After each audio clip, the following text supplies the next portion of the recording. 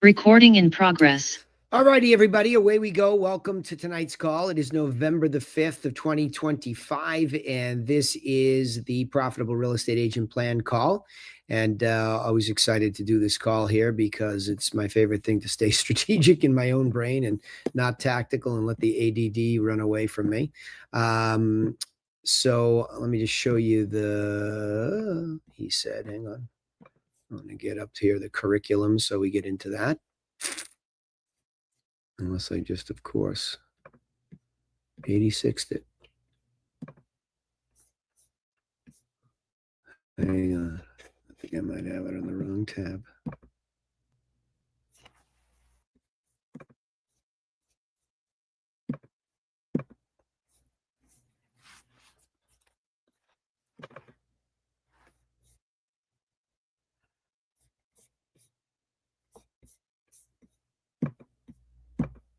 Hey guys, I might be on the wrong Wi-Fi, and this has really got me hung up. Nope, I think I'm here. You should now be seeing the topics. Okay. So, and I will confess, because I've moved things around so much, I got myself confused tonight, and I actually have switched around week 3 and 4. But I'm going to stay on 4 tonight because I want to get into content, and I'll get to mindset next week. So we're going to flip-flop things here. And I know much to Paul Cantu's chagrin, because he and I love all things head stuff, but we're going to kick that out to next week. But it is interesting that what I juxtaposed is probably God's plan for me tonight here, because I am so heavy into this content discussion in my one-on-one coaching that I really want to make this a very significant conversation. So I'm going to talk about this content thing here tonight. Let me just find it. I have so many different things I moved around. It's funny, you have all the pieces to a puzzle, but when you're trying to teach it, there is a certain order that I want it to be in so that you see certain things a very particular way. And that's what I want here. So fill in the blank, PowerPoint slideshow. Let's see.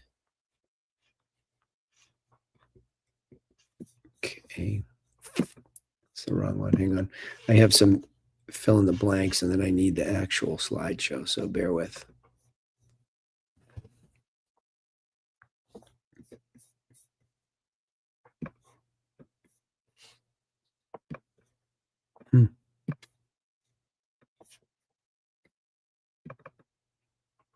Okay, voila, there we go. All right, let me show it.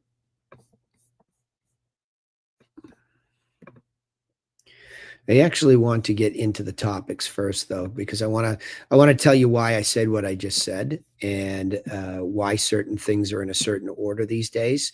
Because again, as I learn more about this for myself, I want to tell you the anecdote is to exactly, if I were you today, if I were you, regardless of where you're at, these are the things that I would do in a certain order.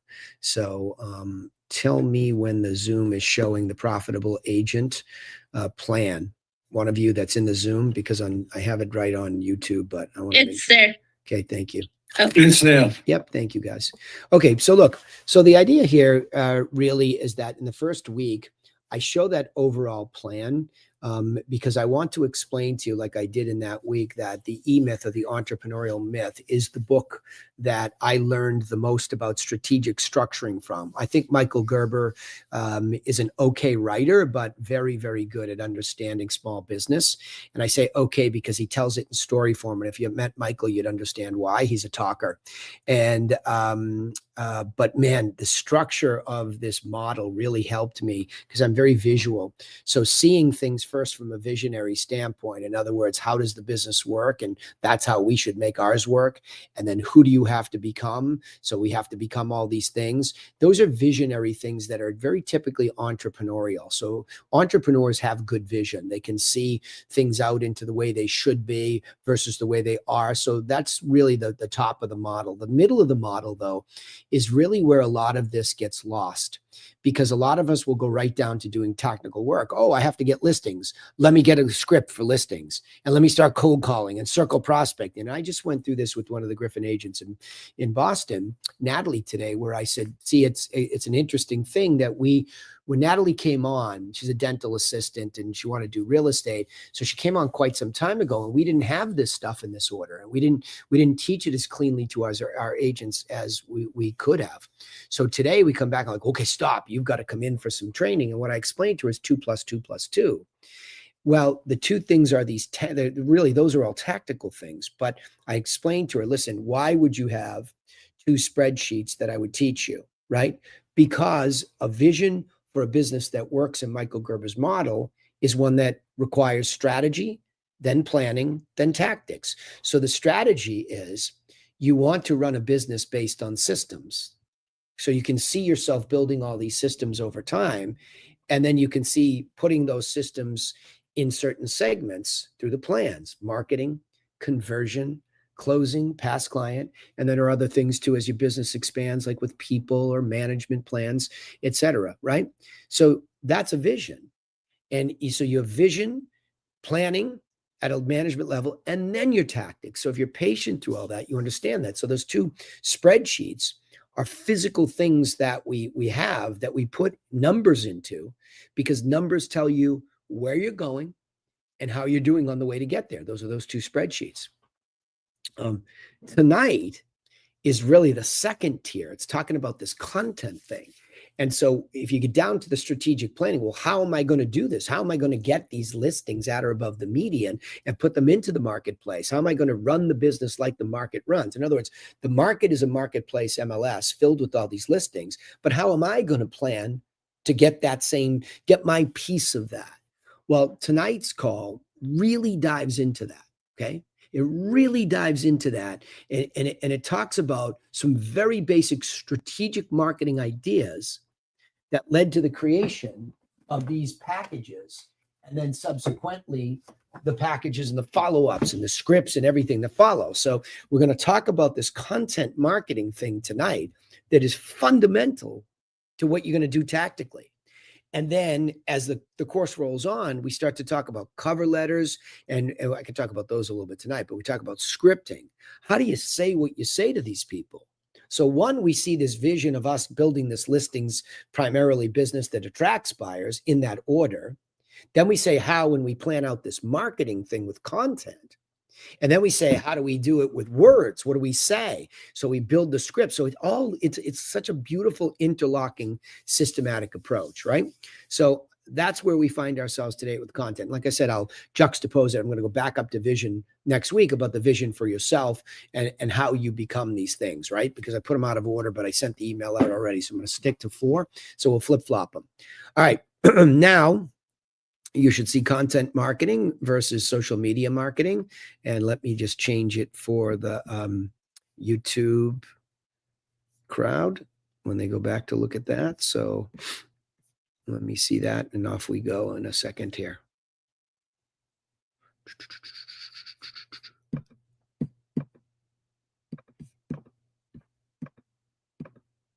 Huh.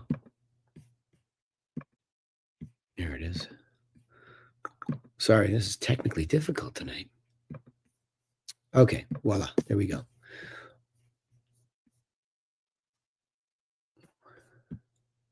He said, holy moly. Here we go. Okay.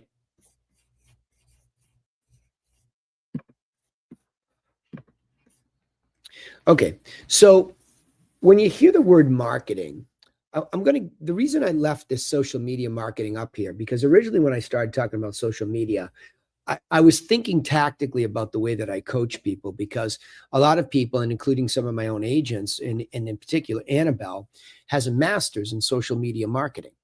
And when Annabelle joined us, she was in the middle of schooling, learning all this stuff. And so, again, when you're learning a lot of stuff, you're learning tactically for the most part, if somebody's teaching you a methodology to do so. And there's not enough teaching where it says, okay, this is why these certain things work this way.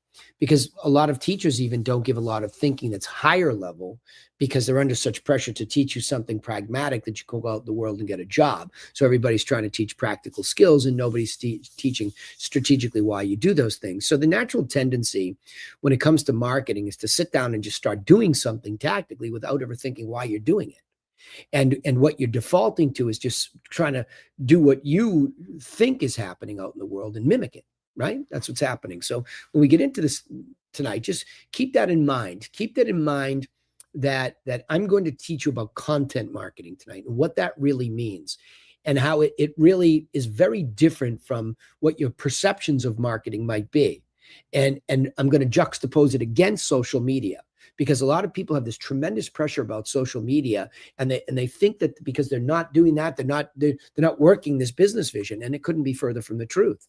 So hopefully tonight's call sets you free from a burden and has you understand, oh my gosh, it turns out that content marketing is the thing, and it's stupid simple to do. Yet, as I begin this call tonight, I'm telling you, I still can't believe how many of my own coaching clients are not truly disciplined in the physical content marketing that is just helping me be wildly successful.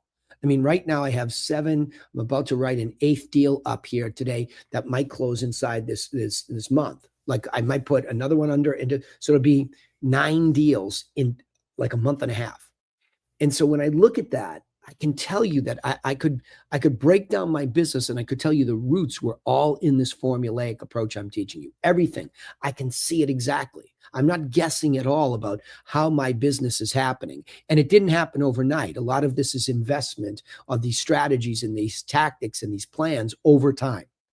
And they begin to grow roots. And that's how you grow a business. You don't just do business and one grows. You have to strategically plan one, and then it grows that way. Okay. So very important concepts here to understand. And I do this myself. So this isn't ideological. It started maybe that way a little bit. Geez, idealistically, I think this marketing plan that I read about could work this way. Sure, that's an ideal. And you start with that, and you think it's a worthy ideal rooted in strategic thinking and approach. You plan out how you would build things, and then you tactically build these types of products, and then you test them. You put them out there. You use words, and you turn those into scripts. So there is some I guess unmolded clay, I would call it, in the beginning. But right now, for me, it's refined. And I'm telling you, I'm just down to sandpaper on edges and things like that, always refining. Now, you always make little mistakes and you trip up here and there. But boy, when you have things really molded in a certain formulaic way, your business becomes incredibly predictable. And you know very directly that if you're not working it, then you're the problem. Because it's not like, oh, I don't know what to do anymore. No, not with a system. System just stands there, waits for you to wake up every day, and it says, here I am. You might have to learn why I'm important. You might have to learn how you're going to work me, but I'm not going away. So it's like buying a McDonald's franchise. You're not just going to go in there and not work it the way that the franchise works. It's not going to happen that way. You're going to work it or you're not going to work it. But that formula is going to work no matter where it drops in the country. Sure, a little bit better here, a little bit less there. So, but formulas are just powerful. So is social media marketing important for real estate agents to build their businesses? Okay, so the answer is yes, it is, but it's going to be in what order? Where does it show up, right? So before engaging in social media marketing, what's the first critical piece of, here we go, core content that real estate agents must create? I'm going to back into this, and you're going to see that social media is a platform. Okay. It's not a core concept in marketing. It's a platform upon which things happen, AKA content, right? You hear all about content strategists. You hear about content creators, but you don't really take any beat to think, well, content, right? What is content? And are we strategically thinking about it? So the first thing is this local market update, right? Which we've termed over time. We've called this thing the newsletter, right? That's what we've called it. So when you look at it, it's this concept of a local market update. Hopefully you can see that there. It's a one-pager. We've distilled this up to just cocktail talk, but that's what a local area market update looks like. And so Jenny, what? we can't see it. Yeah. Okay. Well, that's right, because you're on a slideshow. So, but I'll show it to you afterwards. Okay. Sorry, I thought you could see me and this. You can't see me? Nope. Okay. All right, Jackie, we'll go to the end. Thank you for telling me that. So we'll go over this because I have it physically. So let me get through the slideshow first, and then I'll get into this package here. So what should the local market update contain? One-page statistical update of what's happening in the market. See, we get asked all the time, if you think about the vision for the business or the vision for a realtor business or real estate agent business, realtor is a real estate agent that's joined a National Association affiliated group and gets that label, realtor. By the way, only two beats, not realtor, realtor, two beats. Realty, realtor, realty, realtor. Get that down. So when you really think about that business, the one thing that that realtor business needs to be able to answer is how's the market, right? It's just, if somebody says I'm in the real estate business, how's the market is almost a knee-jerk reaction. It's like the doctor hitting you on the knee with the rubber hammer to test your reflexes. Do you reflex the right way? And most real estate businesses have never strategically thought about how they would answer that and how they would update that answer as this constantly changing micro and macroeconomic business flows, right? We just never think about it. We never have that discussion. So this is where this core piece of content of a local market update, which answers the question, how's the market? It really becomes pretty easy if you think about it strategically, right? So the idea of how's the market, if you really thought for just 1 minute about you being a paying member of the multiple listing service, did you know that most multiple listing services have a pretty good condensed version of data that answers some of that question? Like, for example, the average price, the median price, the days on market, how many active listings there are, how many sold listings there are. This is all data. And data by its direction will tell you how the market is, right? So for example, in a very basic way, if inventory is swelling and not being absorbed, you could probably say, oh, that's an indication that there's lots of choices for buyers. So be careful to call anything a buyer or seller's market, because we always want to get sellers no matter what the market's doing. And sellers can do well no matter what the market's doing. I mean, relatively speaking, the property might be worth less, but they're doing well, so they can handle that, right?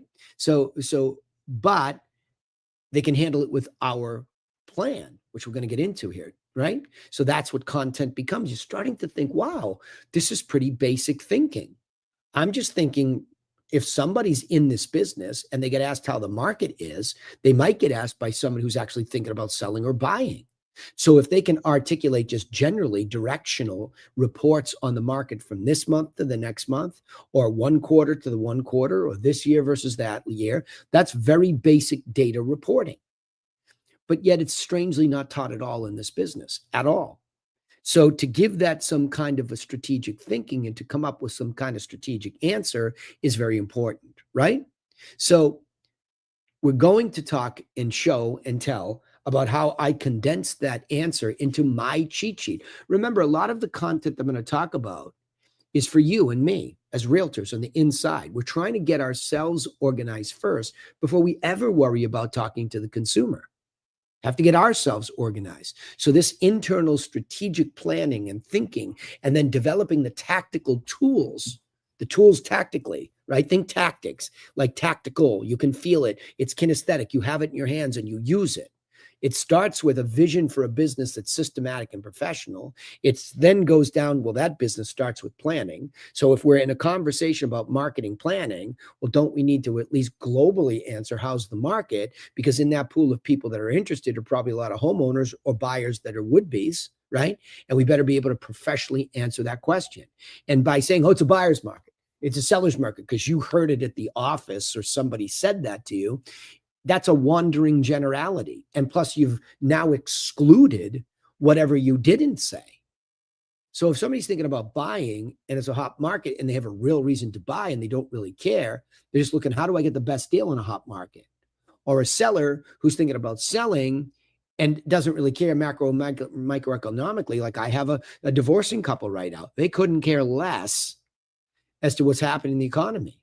Just need the thing sold for top dollar, right?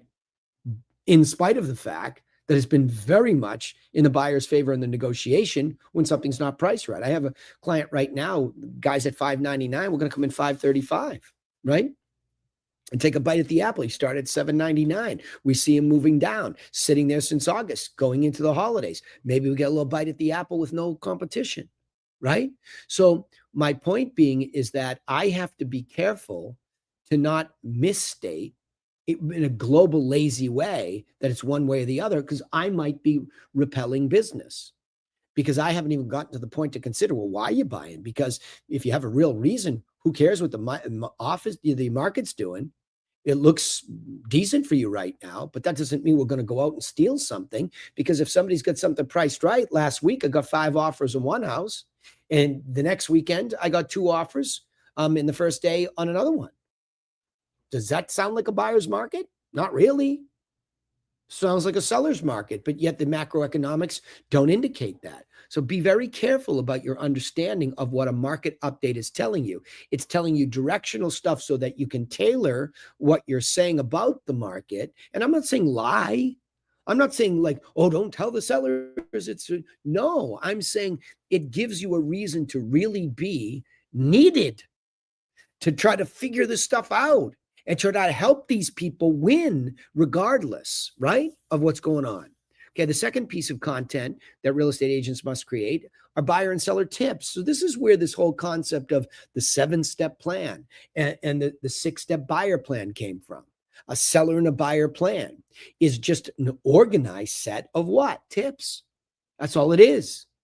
And if I put that in a strategic order, because I'm thinking as a planner, then tactically I come up with a booklet that was really a cheat sheet on how to sell a house. Any house, anytime, anywhere, any place, any country for that matter, that sells real estate similarly, right?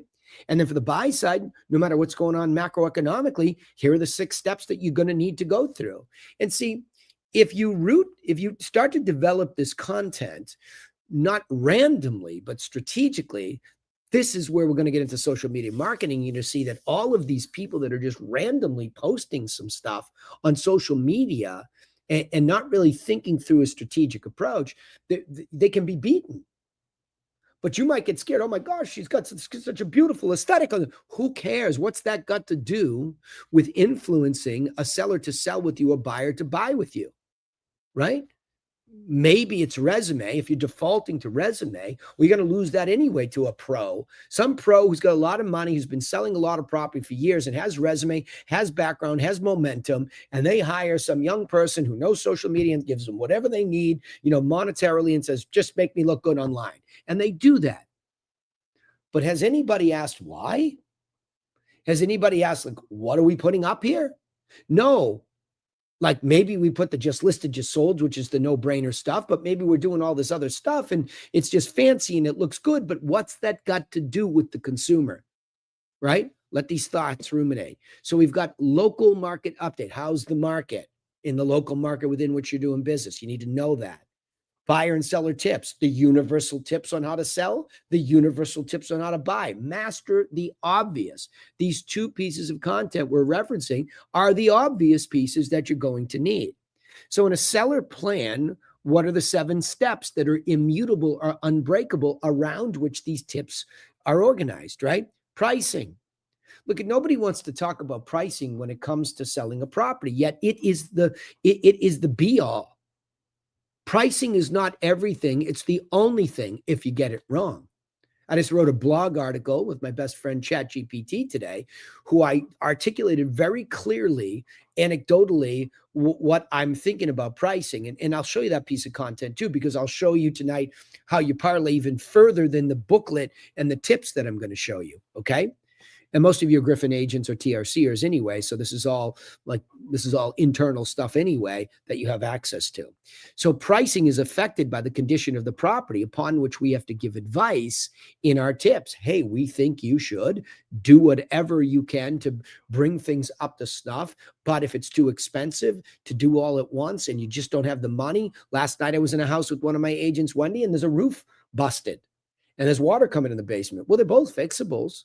But you just kind of look at these people and you're like, man, these people look like they're tapped out, right? I looked at them and he's a financial advisor and they're a couple that's gotten together post divorces or deaths or whatever happened. I don't really know. Wendy could tell me, but you look at them, you go, okay, I can take their temperature. They don't really want to do this conditioning. So we're going to have to get somebody to price it out and be out in front of it, right? Staging. They were nervous about staging, for example. So the tips on staging aren't go hire a professional, knock yourself out. It's no, get rid of your shit that you're not taking with you, and then organize the rest of your stuff. Get rid of some personal stuff and just, put the furniture in the right spot. Staging, check. And then and only then can you get to marketing. So a lot of people like to put the tips in the order that they like. See, everybody kind of knows this stuff intuitively if they're going to sell. But like at the house we were at last night, they definitely had a misperception about pricing and how to make a market for it. They thought they should walk down the street, talk to a builder, and just dump it because what? It has a leaky roof and some stuff that's fixable outside. They put an $80,000 kitchen in. You want to discount it? You put a brand new bathroom that's probably another 15,000, 20,000. What are you doing here? So see, these tips could really matter to somebody because if we get this right, first of all, they think it's 950. There's no way a builder's going to give them 950 for what it was. So that's delusional. And I think in the math, there might be another 100 or 50. So all of a sudden you're giving tips, or you're prepared to give tips at all levels. Like I'm going to get into social media, but I'm actually in a listing presentation last night. And these same tips are the listing presentation. How about that? There's another little tip on how beautiful a system can be. Because what you're saying to the public who's not even doing business with you, but might be vetting you, is the same thing you're saying in the house to try to win the listing. So these tips are just universal steps. So then we get to marketing. I actually broke out a second sheet and I said, look, a lot of people don't understand marketing. I hold up my phone. I said, it's beautiful. This phone has changed everything, right? Because there are several things. One is the preparation. When you do your conditioning and staging, then we can come in and we can digitize the whole thing. Pictures to the best light, right? Floor plans, we digitize this and we capture it. Then part two is we syndicate it out through the multiple listing service, and that's how it gets to phones and that's how it gets to websites. But because that's not really marketing, our best marketing is to tell the phone, to let people know that there's an open house. And then they come through that door. Now we really know that the marketing is effective and people are coming through. So the combination of pricing, condition, staging with push marketing, where they're coming through the door. And then that leads to, and I have to change the slide because I changed it to communications a little too generic, feedback, right? Buyers tell you, hey, do this, to get me to make an offer, lower the price, or I don't like this roof and I need it fixed, right? So you're getting feedback from the marketplace so you can actually evolve a listing. A listing doesn't have to come out of the box perfect. It can be evolve. You can update some things. I was just talking to one of my sellers. We're trying to handle a little post-closing issue. But I said to him, listen, the reason this actually got sold, it's a tough sell, is because you painted it white in this main room and you opened it up and it looked good, right? So all of those things, that feedback, we evolve these listings by looking backwards from the feedback. Say, okay, can we do more marketing? Probably not. That just means more open houses. Great. Yeah, you got that big couch. It keeps blocking everybody from cutting through this way. And I see that that's the way they want to go, like that kind of stuff. So when you have a plan and you get further down the line, you're getting this feedback as to what you can adjust.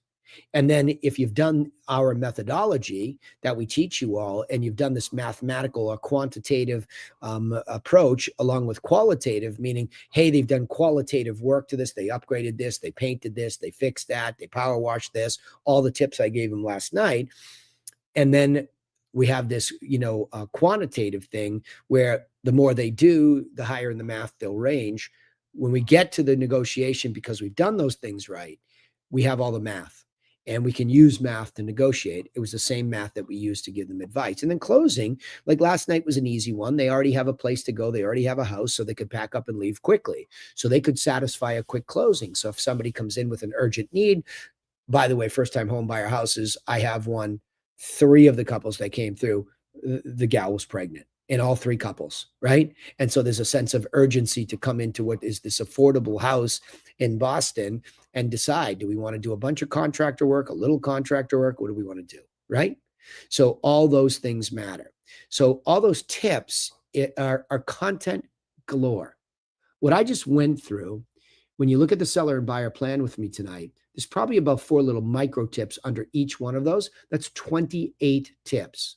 So if you did one tip video or one tip piece of content wherever, right, a week, You get 28 weeks worth of seller tips and pretty close to the, like another 24, 25 in the buyer plan. I can't remember how many bullet points. You actually have a year's worth of content between these things, right? So on the buy side, it's different, right? It's a different process. It's really almost a micro business. It's like saying I sell chips and I sell software to run the chips. They're really two different businesses. Yes, they dovetail. Yes, they're interdependent, which is great, but they're different.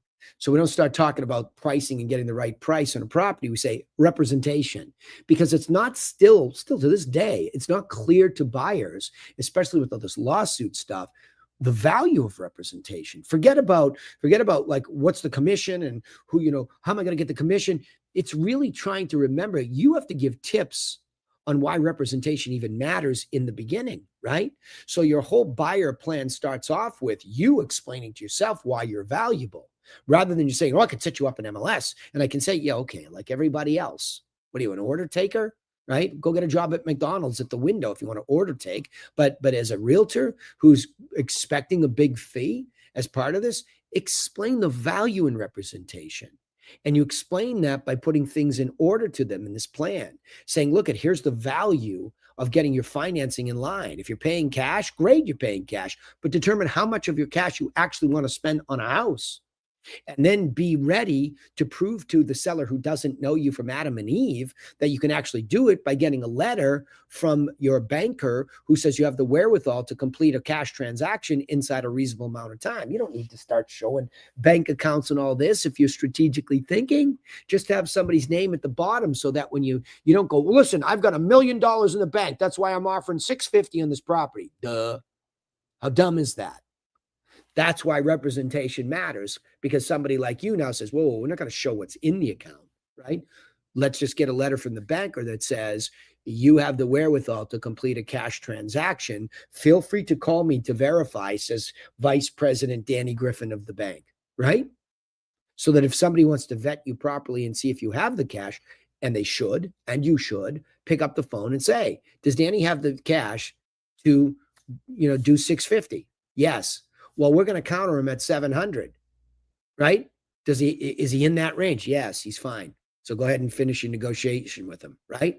So, again, I'm not saying that the banker would have said that and given away that side, but you get the point. The point is a good representative tells you to get your stuff in order when it comes to your money, especially if you're going to get pre-qualified. You really need to be thoroughly pre-qualified by an actual real banker or a real mortgage broker who asks you the right questions and thoroughly vets you. In fact, when you are the listing agent, the first thing that we do is we pick up the phone and we call the banker. Are they really down the line with you? Have you pulled credit? Have you checked their, W-2s, their 1099s? Have you verified them personally that they have the wherewithal? Yes, I have. Great. Okay. Because then you're really moving the burden of financing onto the property valuation. See, in financing, there's really just two big beats. One is the person. So the person that's going out to buy, the representative should tell them, let's get this square. Because once that's square, not only will we be ready to make an offer and be competitive, but now we can take what you're willing to spend in cash or with the mortgage, and we can match it to the features of properties that buys. And we don't run out looking in the beginning, if we do this correctly, at for sales. I know you've been out there on your phone and you're running around, but whoa, slow down. Here's what that money just bought in Beacon Hill. Here's what it just bought in South End. Here's what it just bought in Back Bay, right? Here's what it looks like. Are any of these locations more important to you than the others? Do you like to be near the Charles River? Do you want to be near the food scene? Do you want to be near historical Beacon Hill? Whole Foods is on this side. Trader Joe's is on that side, right? These are the features that the money you're about to spend just bought. Now, if you like a lot of those features, now we go on the hunt for more specifics. So now we can go out and tour some of these things. So pick 2-3 of your favorites that are relatively, oh, and by the way, from a macroeconomic standpoint, most of these properties are giving up something now in negotiation. Most of these properties are not going full price unless they're really white hot, priced right? Unless they're that. So let's go see some of these, and you can be with me and I can tell you, hey, or if you don't want to be with me yet, you don't trust me, take my plan, go tour these things. Right? And see what's most important to you physically by being there. geez, I never really thought about it. But when I'm on the Back Bay, I can't even get to the Green Line to take that out to Brookline where I work. But in the South End, it's right next door. Okay, now you're talking.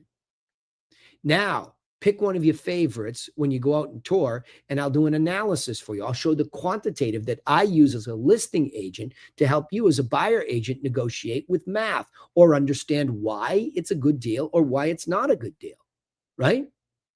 And then the closing processes all are the coordination of all this financing and everything that goes along with that. And the home inspector, there's so many people to orchestrate that a good representative has a lot of those vendors ready for you to go that they can be trusted, right? So how often should we take all those pieces of content and do something with them? Well, at least once a week.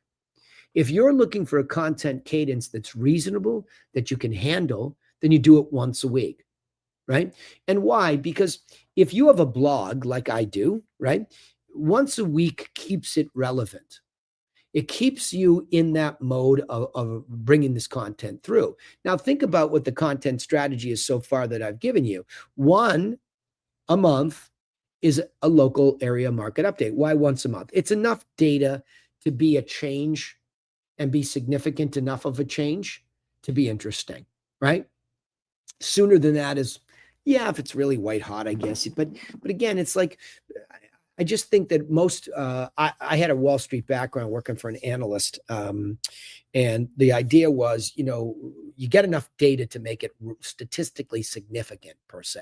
It doesn't mean that every day in a company with the quantitative data doesn't matter. It just means that if you're reporting to the public, like if you're a public company and you're reporting, you want digestible pieces that make sense and show trends.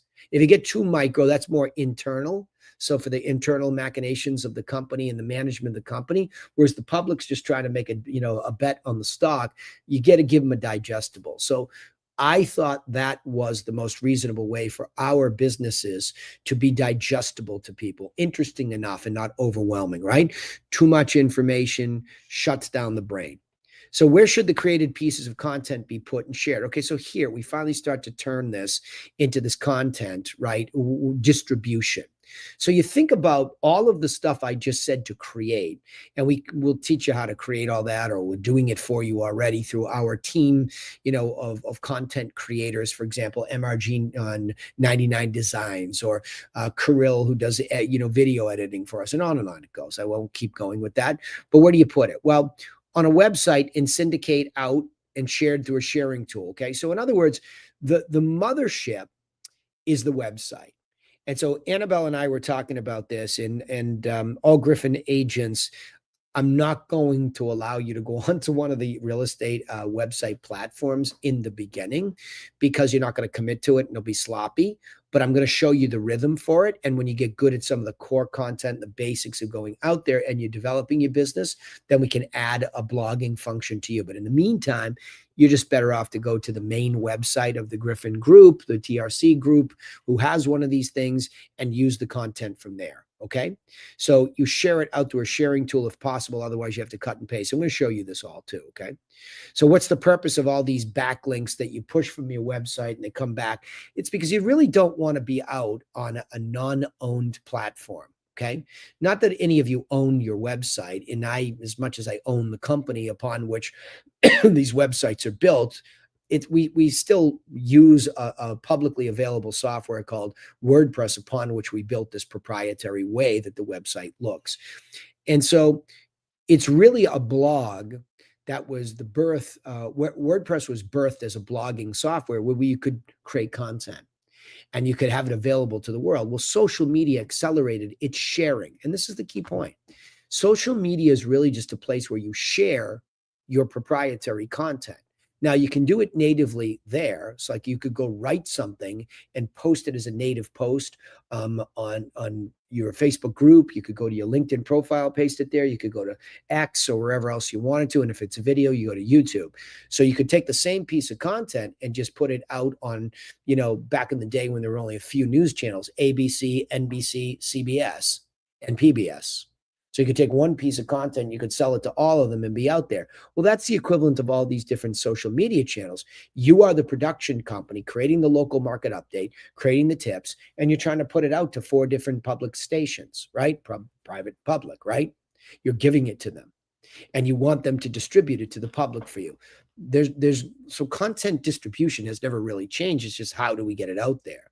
So when you really think about Netflix, for example, the digital champion of distribution, it's just a different type of platform, but it's the same business.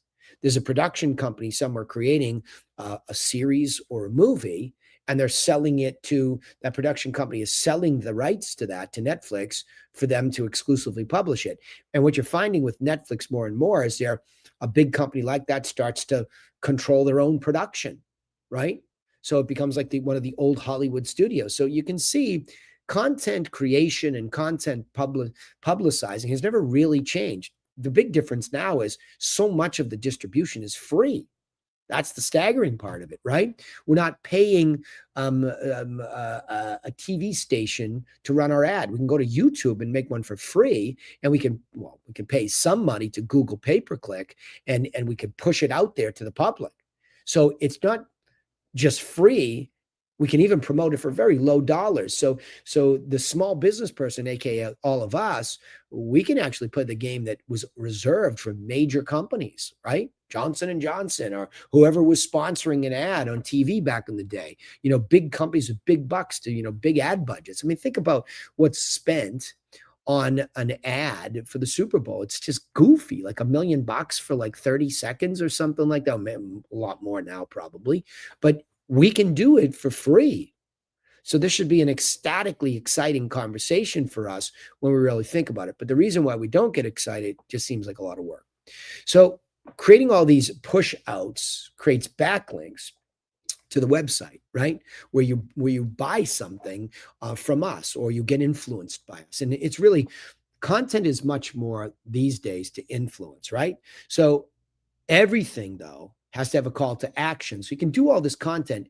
If you go looking tonight or tomorrow, whenever, and you look at other competitive agents, tell me how often you see a call to action that's very clearly the next step. And tell me if you see any of it being offered to the consumer for free, right? So you're going to see that we're really onto something. And I would say onto something. We've gone back to what's old and been around forever. We've just modernized it and put it in our context as real estate agents, right?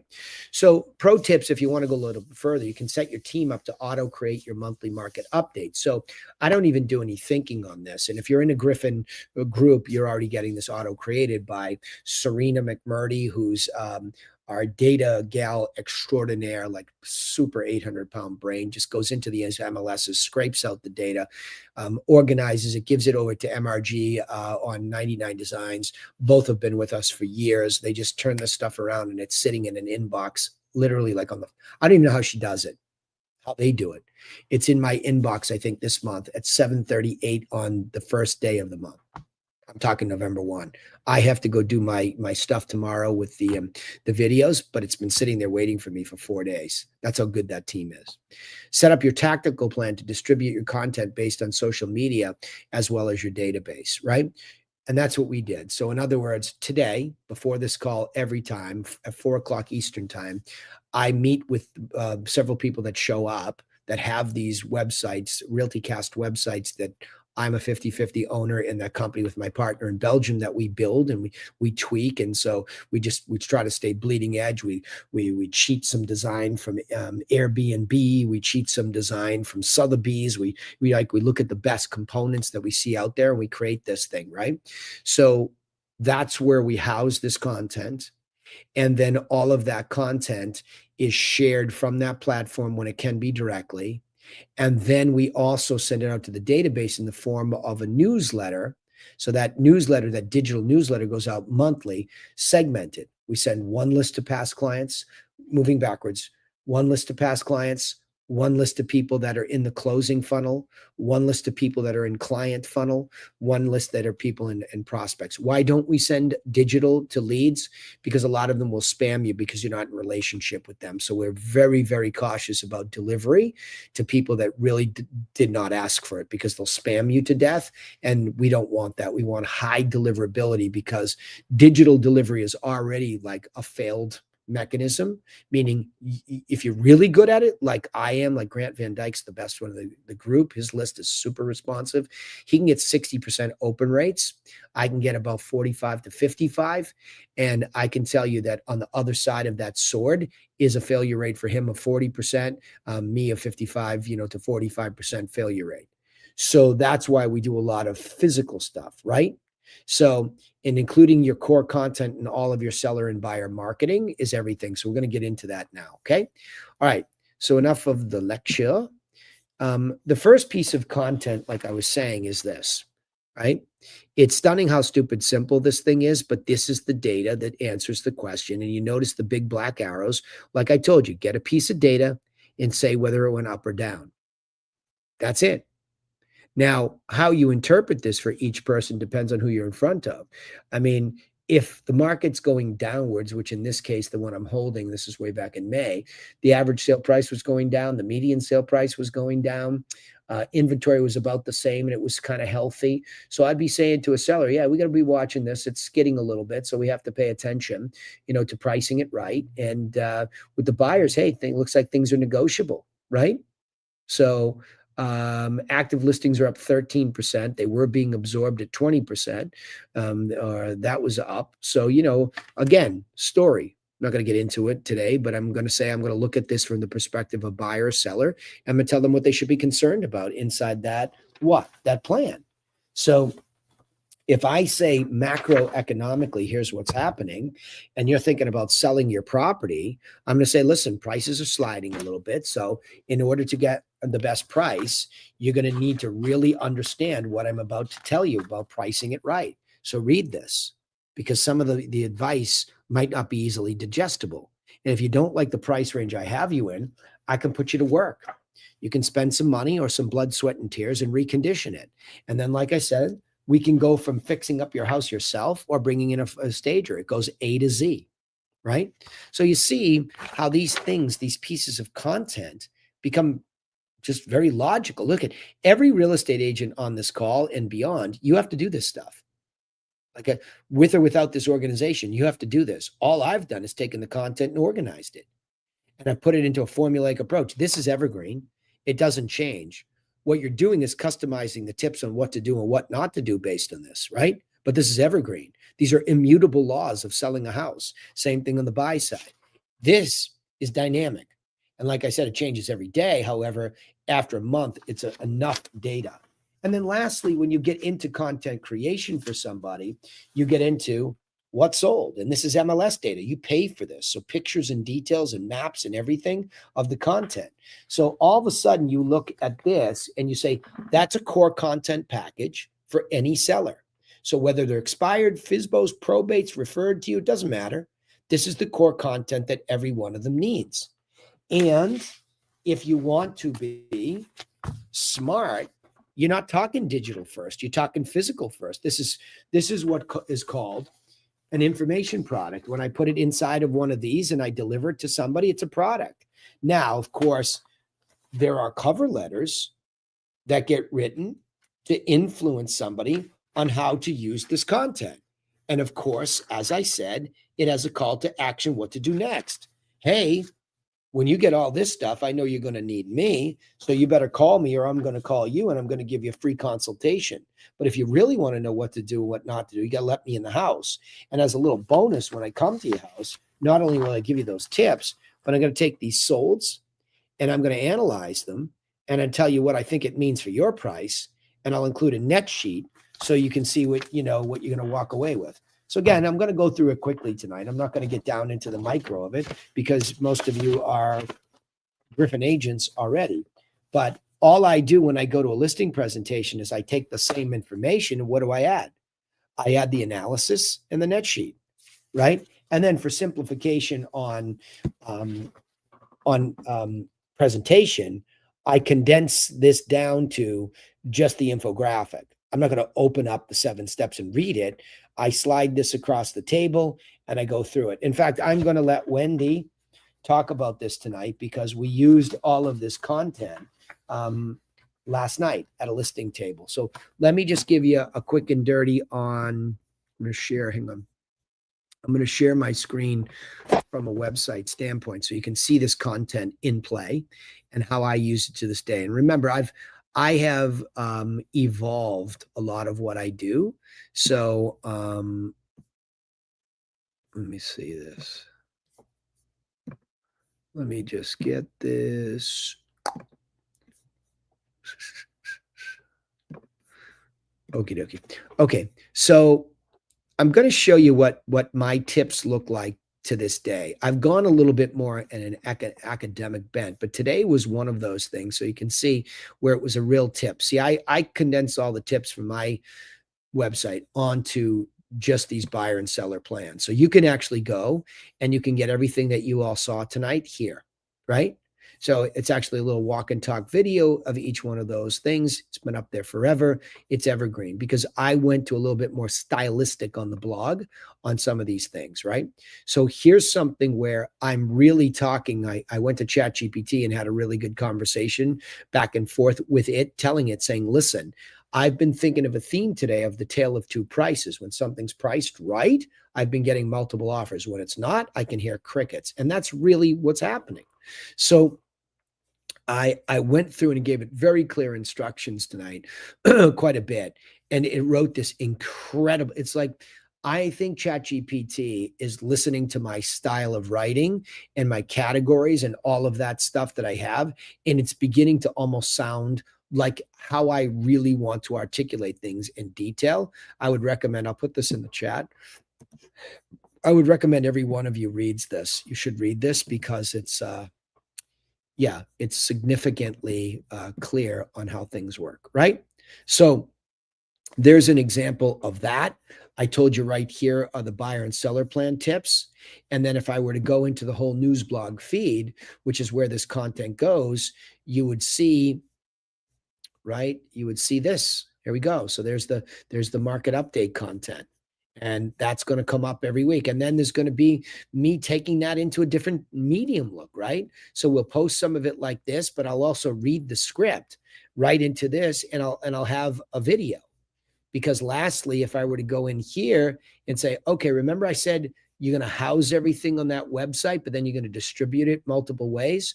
Well, one of the ways that I distribute that is to create a newsletter every month for everybody that I already have influence over.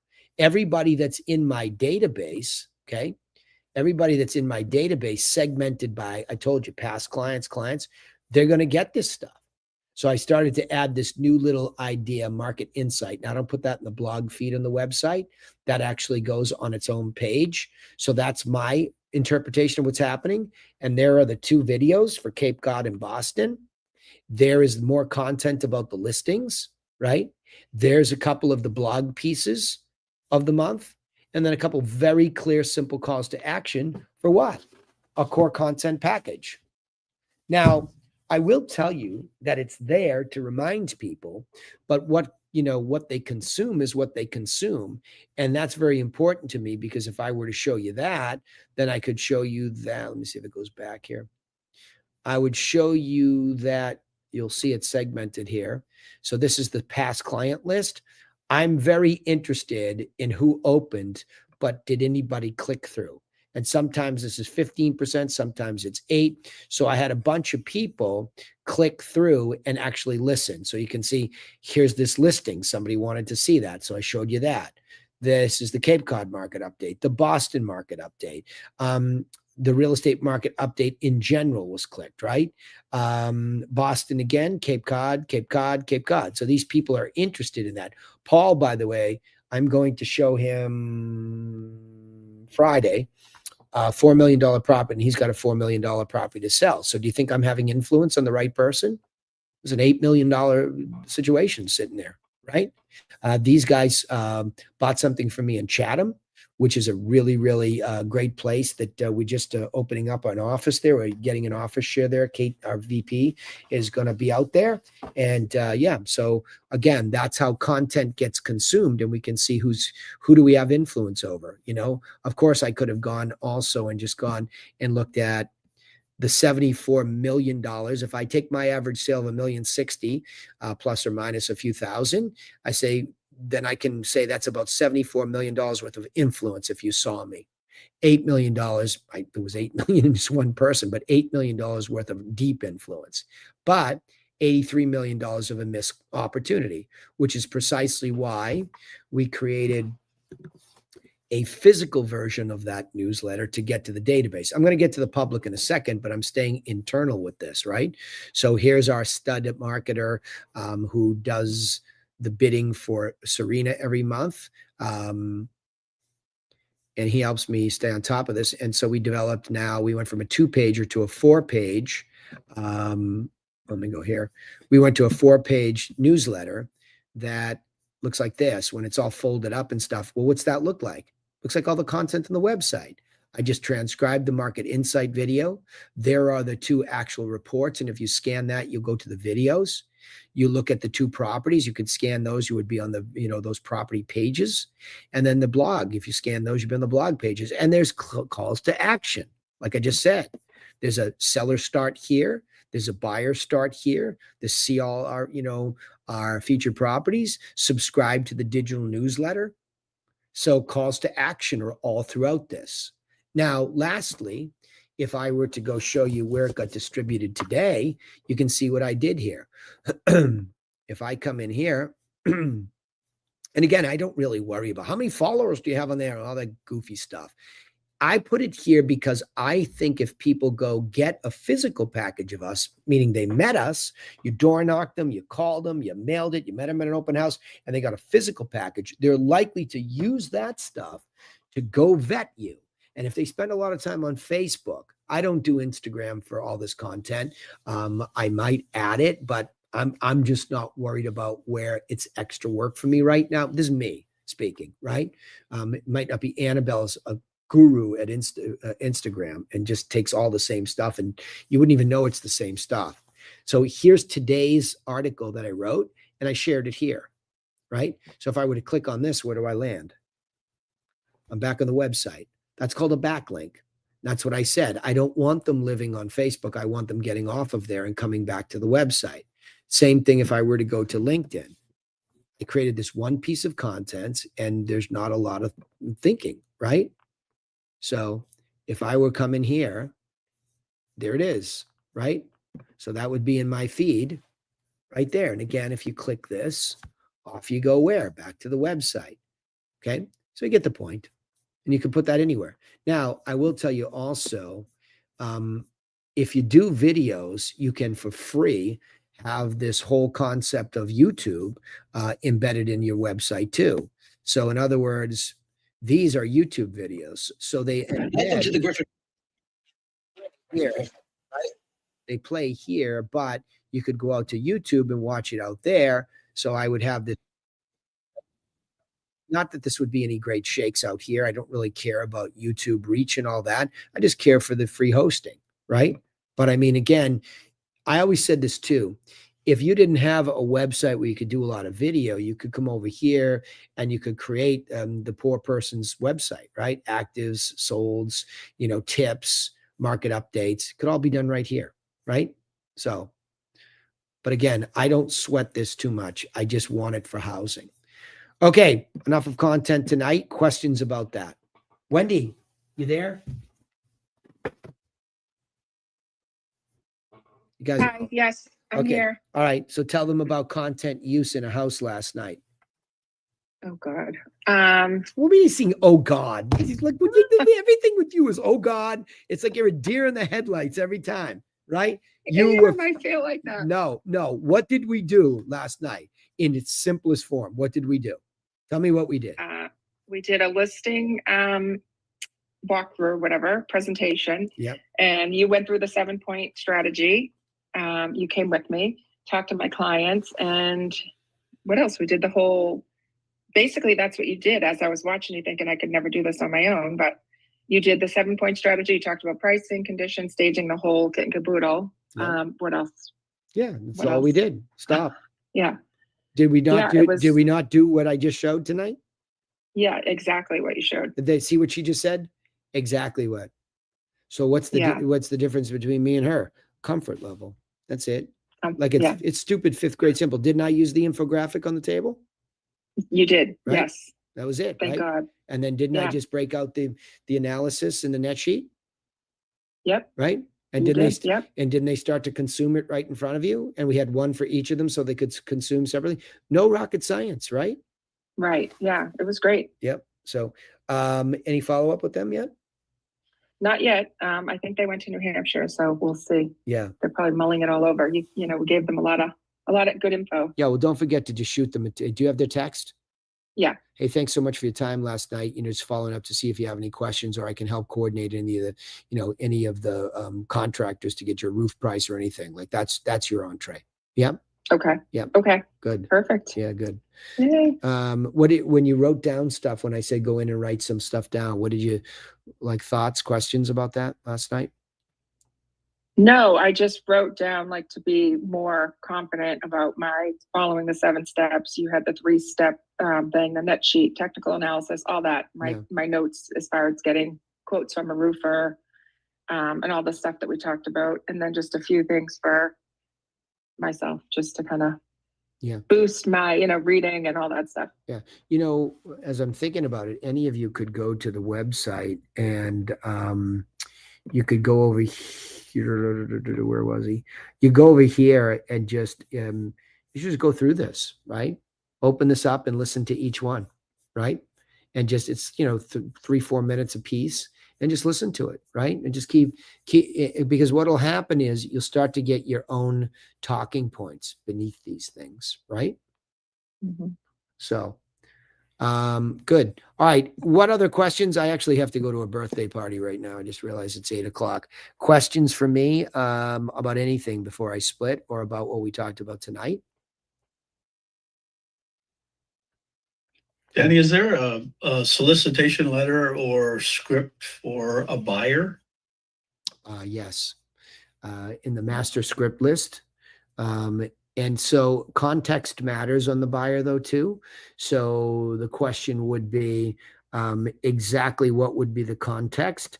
So when we wrote the scripts originally, Ben, for the buyers, see, it's all over here, by the way, right? So on this side, when you get this master script list, before I forget, let me put it in the chat.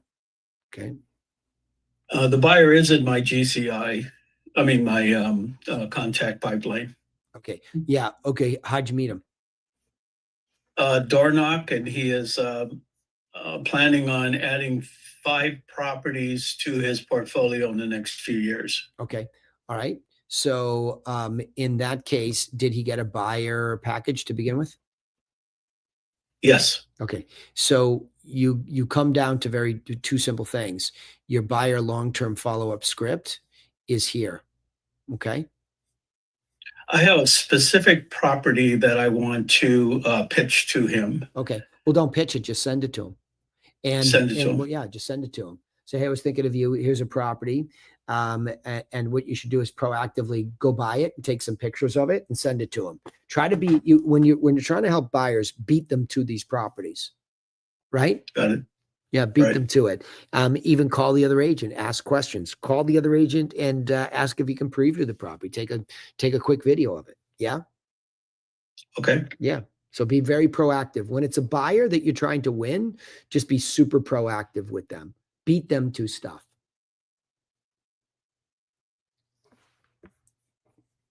Good. What else? Okay. Anything else? Quiet crowd tonight. Andre, what do you got for me? You never leave me hanging. Come on. Yeah. No, I was curious about you always talk about what can the money buy?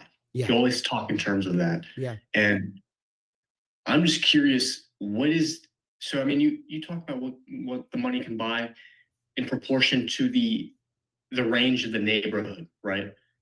What's sort of the range that the money can buy in that neighborhood. Is that correct? Well, that's a good question. If you took it sequentially, the way I would answer you, because we're talking about the context of a formula tonight, remember what I said to you. If you really represent somebody properly, if we could slow the whole process down, the first thing would you say is, okay, how much house can you afford?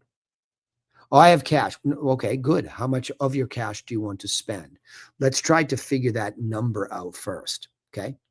So we qualify for that number first. The second thing is we match that number up to features that are important to them.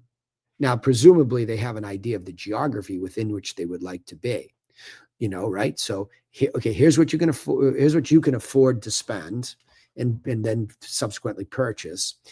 Okay, where do you want to be in Seattle? You want to be where, right? Like what areas do you prefer?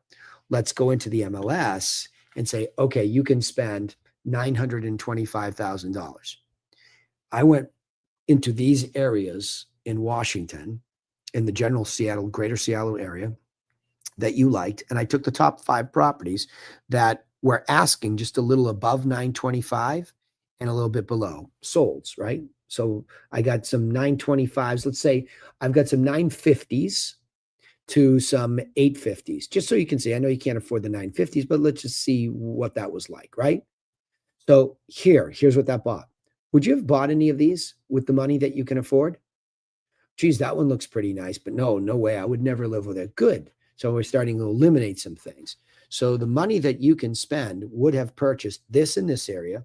Remember, I just mentioned 3 areas in Boston. I said it quickly. Those are 3 very distinct downtown areas: South End, Back Bay, Beacon Hill. Do you have a preference on any of those areas? Yeah, well, Beacon Hill is really quaint. I really like it there. Okay, good. So here's what 9.25 plus or minus just bought in the last 12 months. Take a look at these. Would you have bought any of these? No way. I'm living up on the hill. I got to live down on the flat. I can't do that hill. Okay, great. So here's the couple that sold on the flat, but it's getting more expensive down there. See what I mean? So it's an interaction with them, right? It's the market make, like what can you really do? It's a reality check, right? You can spend this. Here's what it bought in that spot. Would you buy any of those? Yeah, that one looked pretty good. Okay, good. Let's go on the hunt for one of those. By the way, how's the market? Is this a good time to look? Actually, ironically, it's a pretty good time because there's been more negotiations at those price ranges. By the way, I sold 2 in the South End. I know you look at Beacon Hill, but I just sold one for $925. Here's what it bought, and it's on the edge of Back Bay. And here's another one that had a parking space for $965, and both my clients got a little bit off the asking price. See how real that becomes? Just very quickly. Now, you don't have to have my market resume. I actually have a real resume where I can refer, but I would have just looked before I was really doing more in Boston. I was still down here with the kids doing most of it all down here. I would have to look at the pictures and details on MLS, but that's what I pay for, right? Could be my first person in Boston. I would just say, here's what it bought, right? I just closed on one of the biggest ones I've closed on, 4.95 today. And I know now exactly what it bought. Prior to that, my brother had sold one down the street for 6.5. I knew what that looked like, but I hadn't been in it, right? And I'd sold 2 for 3.35, and I'd been in one that was probably 5, but it's all, you know what I mean? I could have seen those pictures. Maybe I could have gone to broker open houses, whatever. So I'm just trying to show them theoretically before we actually go out and tour. Now, when we go out and tour, we can say, okay, you thought you wanted to be on Beacon Hill. What do you think? Right? Well, I like this, but we could never do without that. So, and that's in the whole buyer plan. You're starting at the outer ring, but by first of all saying, oh, well, you can only afford this, and this is what it bought. Let's go tour because now these things are important. Do you see what I'm doing? I'm moving towards the bullseye. Does that help? Yeah. I mean, both the seller and the buyer side have very objective outcomes. Interesting. Objective from a structural standpoint, yes, but extremely subjective when you're dealing with the human being, right? So objectively, yes, in the bone structure, 7 steps, you're not getting away from those. 6 steps, you're not getting away from those. If you put them in right order, not everybody does, because you pick somebody up in the middle of something. But subjectively, all of a sudden, objectively, I suppose you can only afford this, but subjectively, daddy stepped up and dropped you an extra 25 to buy the 950 house because he wants you to be safer. You know what I mean? Like that's subjective. But I mean, objective in the sense where you're directing the client towards the destination, Yeah. right? Yeah, sure. I mean, I see it as on the buyer side, you're sort of personalizing that front, but on the seller side, you're trying to give it as much of an objective appeal, and to price it according to that value, right? Yeah, well, it's very like I guess I'm hung up on the word objective and what you mean in that context, right? Objective to me is I'm making a generalization on something, right? I'm objectifying it, meaning I'm getting away from the real subjective stuff and the proprietary stuff that makes it unique, right? I'm saying it's a condo generally in Beacon Hill. And generally to sell that place or make that appeal, I have to do these general things. Subjectively, I got to deal with the lawsuit in that building. Subjectively, I got to deal with the funky windows in this property, right? So I guess that's the context within which I'm saying it. So objectifying something in the context of a formula, sure, I'm going to do the same, analysis. I'm going to do, what else would the same type of open house, right? That I would do at any open house. Those to me are objective generalizations that are bone structure, but subjectively, each one's going to be different. So, but I guess here's what I would say to you. Don't get too caught up in that. There's a formula for each. Stay in the formula because the formula is generalized for you. It's a bone structure to keep you honest. Like Wendy Wendy's call is next week, psycho-cybernetics, okay? Because the first thing she said when we walked this, well, I'm new, so I brought my partner. It was like somebody scratched on a chalkboard.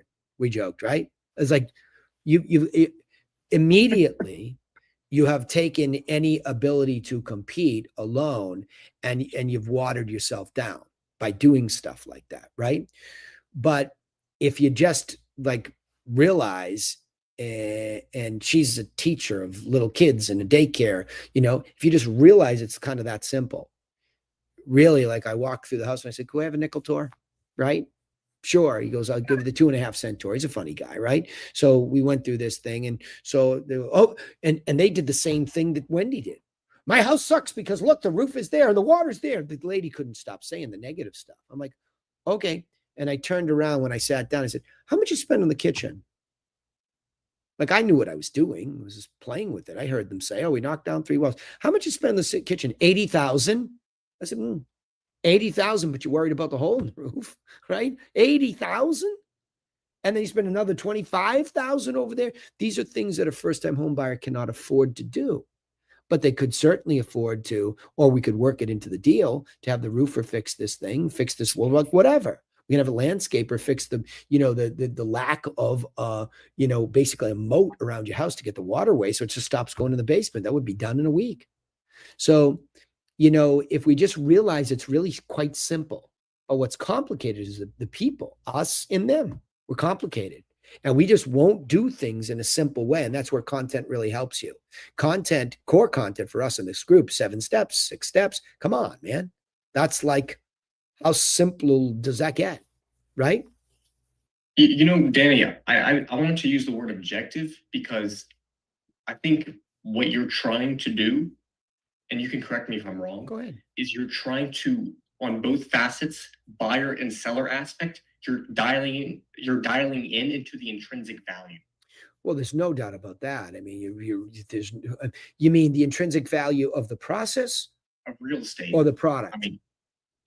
I mean both. Okay. All right. Let's take there's a definite intrinsic value to, and I am dialed into it and I've distilled it. Like if I was steaming this pot of shit to come up with the gold, right? That's what I did. And when I say shit, so much noise, so many distractions, so much confusion that I just burnt it all off. And what came out of it was the skeleton for both. And it was like, whoa, Those are 7 immutable steps to sell. Those are 6 immutable steps to buy. You could argue with me, well, you should have this. You're just not going to make those go away. And I put them in the right order of the way things actually happen in an idealistic, realistic way. So yes, I've distilled them to that extent. And that is the intrinsic value in a formulaic approach, which makes our whole group unique.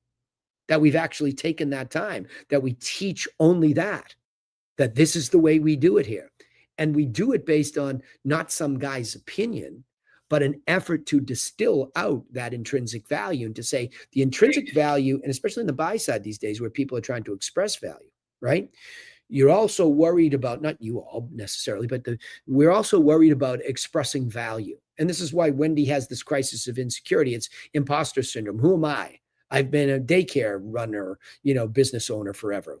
I'm no real estate agent. Well, you forget about being that. Why don't you just be the deliverer of this distillation of information? Why can't you come in here with somebody who's done it for 26 years and say, guess what I discovered? Now just go tell somebody what we discovered. You don't have to go through the pain and suffering I went through to go through the quagmire, to swim through the quicksand, to get your teeth knocked out. You don't have to do that. Here I am, right? Go. Learn this piece and go out there, because you're still going to have a hard time individually, because that person's going to be emotional. You should have seen these 2 people sitting across from the table. This lady was like wide-eyed and white-knuckled, right? You could tell the way that she expressed her anxiety was almost like you could just feel her holding her breath the whole time, right? You just looked across the table at her. And so you slow it down, and you because that's the complication, not what's on the table. What's on the table is probably an infographic that Wendy uses for little children, right? It really, and that's the intrinsic value is a systematic approach. But in this case, the value to that, Andre, staggering. Like it said, I'll give you a couple of examples.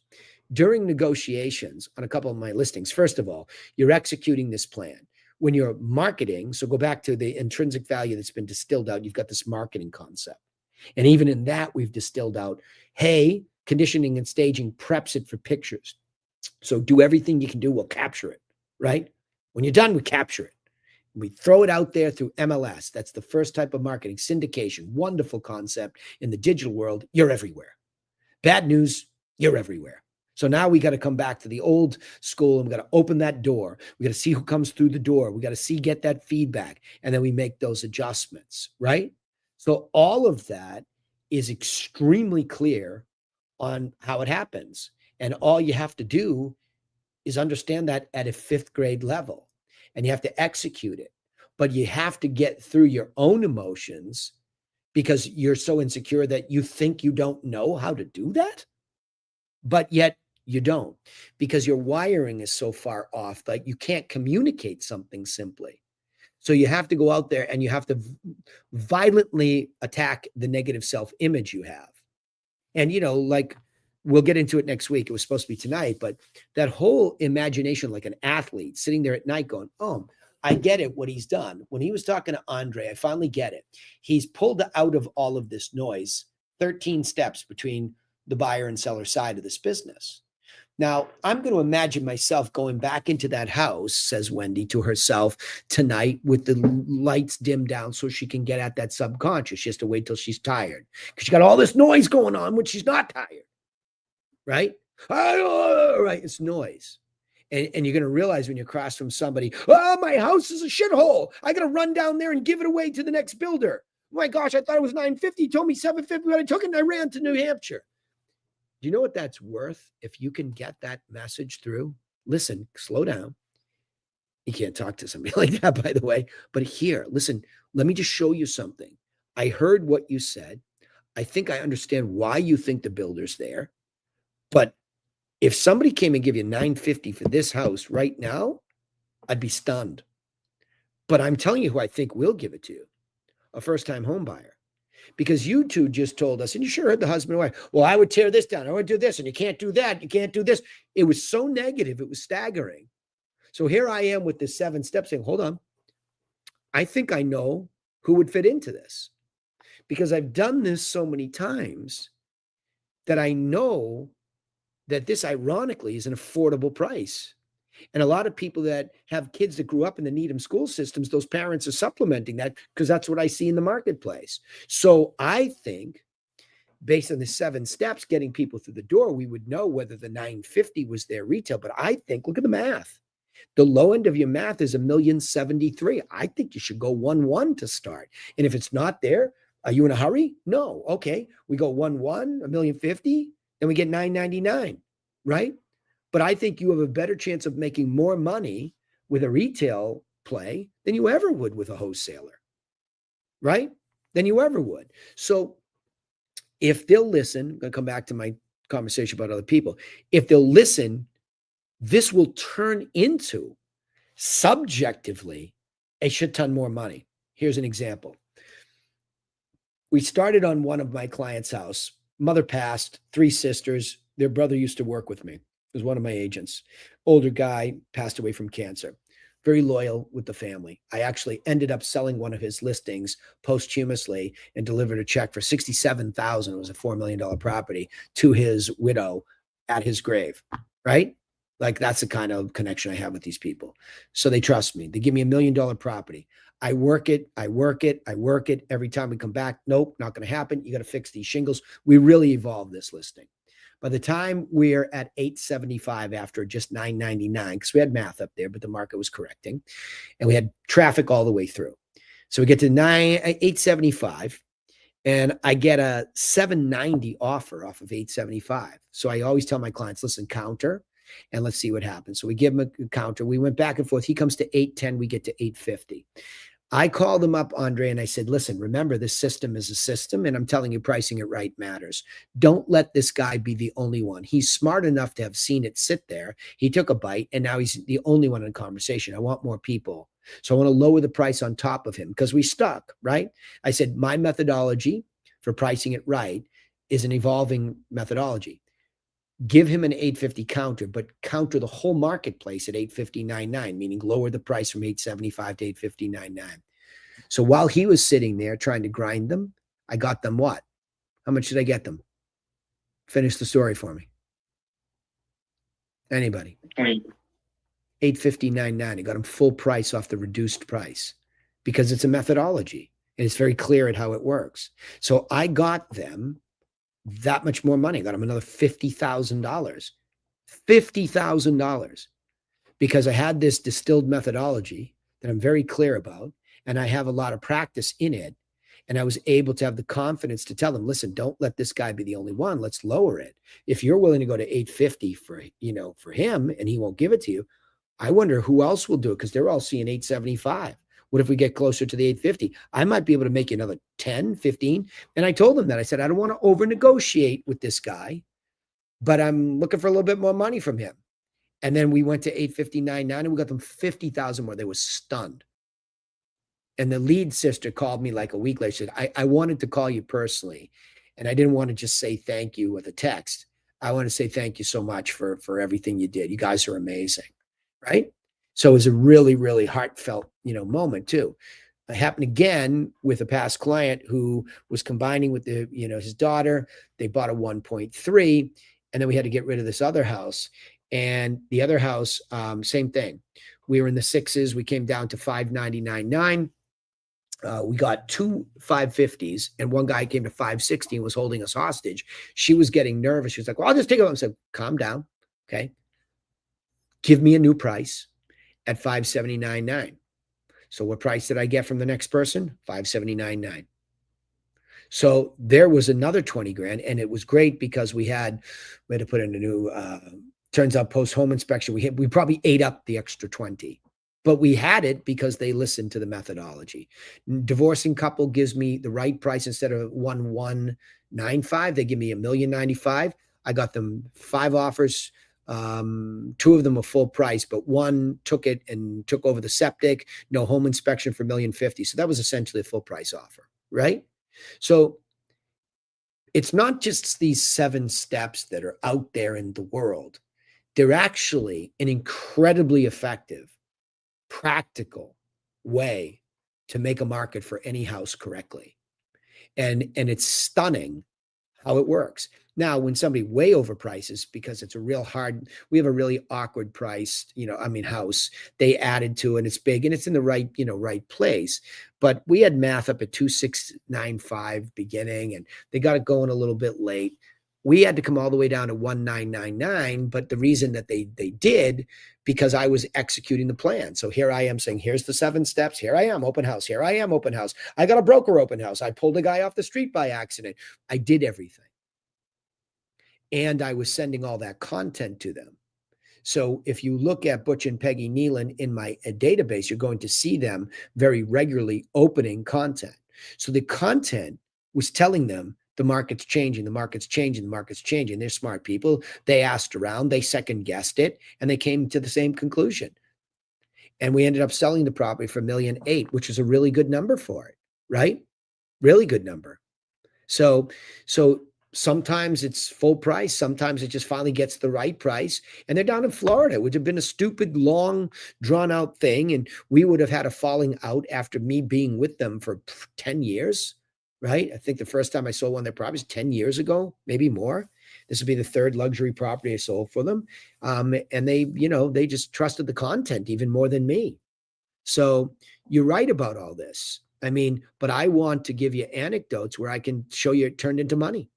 Right? Yeah. I mean, you're converging both the personal delivery and the property delivery. Yeah. I mean, I just see both worlds just meshing together. Yeah. But that in itself is not so evident as you might have. Yeah. Well, Yeah. it's probably the reason why I teach the anecdotal stuff too, because, it gets very personal. I mean, I had a very emotional walkthrough today at this 4.95, yeah, these people really matter.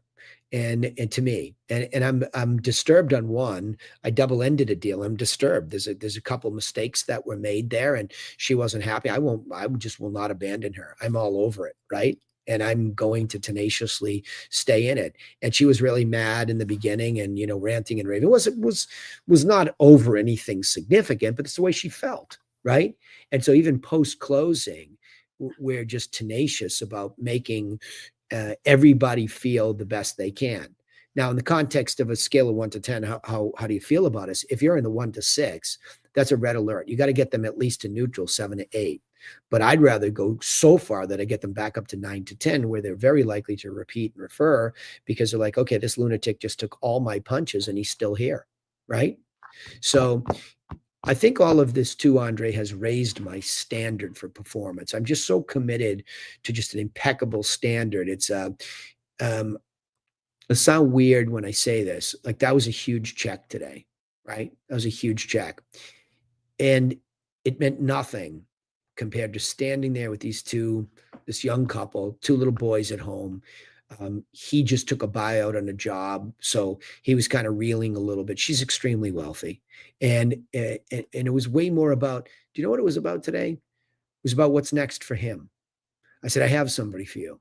I said, I have another client who's in the drug manufacturing business, like you were teaching at Berkeley, et cetera. I'm going to put you together today, and that's the most important thing. And I started talking about him. It had nothing to do with this huge check that was sitting in my pocket, right? Nothing. It's great for the business. It's a wonderful way to finish, the quarter, 7, 8, 9, maybe 9 deals in the last 2 months of the year, because all of this is being applied to these real humans. So you have this objective system waiting for the subjectives to plug into it, and it's serving. So the result is this incredible level of service that is resolving these things and getting people from here to there. And you don't always get rewarded with a complete satisfied ending, because it's so damn emotional for people, right? It just is. And it's exhausting, and it's draining for them, and it's meaningful, which is probably why I love it, because it's like just all things psychology. But I could never help that many people without an objective framework upon which to place them. Right? You'd never know it was the same thing I'm doing every time. You just wouldn't. You wouldn't. You would think from the bleachers, that I was making it up each time and that I was talented. But yet there are other people that just continue to plug and play into this thing, and they get the same result, right? So, but again, we'll talk about this next week, and that's a good segue to end here. Without that self-image redo, You don't know how to plug into it. You cannot be you and plug into this because you bring so many biases or misperceptions. You have to train your brain to just see yourself using it effectively. Does that make sense? Absolutely. Thank you, Dan. Yeah, you're welcome. All right, gang, gonna let you all go. Appreciate you being here. Half hour extra. Hate to do that to you, but that was some good questions tonight. And I think it's important that you hear them, especially if you want to hang in. Okay. See you in the rest of the calls this week. Thanks. Thank you. Okay. You're Thank welcome. you. You're welcome. You're welcome.